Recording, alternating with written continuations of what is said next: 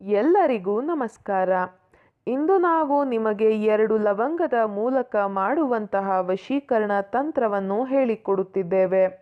ಈ ತಂತ್ರವನ್ನು ಮಾಡುವ ಮೂಲಕ ನೀವು ಇಷ್ಟಪಟ್ಟ ಸ್ತ್ರೀ ಅಥವಾ ಪುರುಷ ಅಥವಾ ಯಾರನ್ನು ಬೇಕಾದರೂ ಸಹ ನಿಮ್ಮ ಕೈವಶ ಮಾಡಿಕೊಳ್ಳಬಹುದು.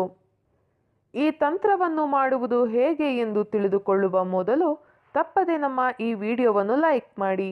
ಹಾಗೂ ನೀವಿನ್ನೂ ನಮ್ಮ ಚಾನಲನ್ನು ಸಬ್ಸ್ಕ್ರೈಬ್ ಮಾಡಿಲ್ಲ ಅಂದರೆ ಈ ಕೂಡಲೇ ಸಬ್ಸ್ಕ್ರೈಬ್ ಬಟನ್ ಮೇಲೆ ಕ್ಲಿಕ್ ಮಾಡಿ ಮತ್ತು ಪಕ್ಕದಲ್ಲೇ ಬರೋ ಬೆಲ್ ಐಕಾನ್ ಮೇಲೆ ಕೂಡ ಕ್ಲಿಕ್ ಮಾಡಿ.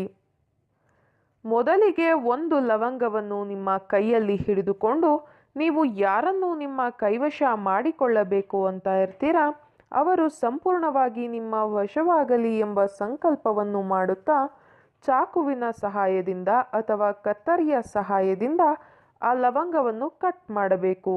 ನಾವು ವಿಡಿಯೋದಲ್ಲಿ ತೋರಿಸುತ್ತಿರುವ ಹಾಗೆಯೇ ಮಾಡಬೇಕು ವೀಕ್ಷಕರೇ.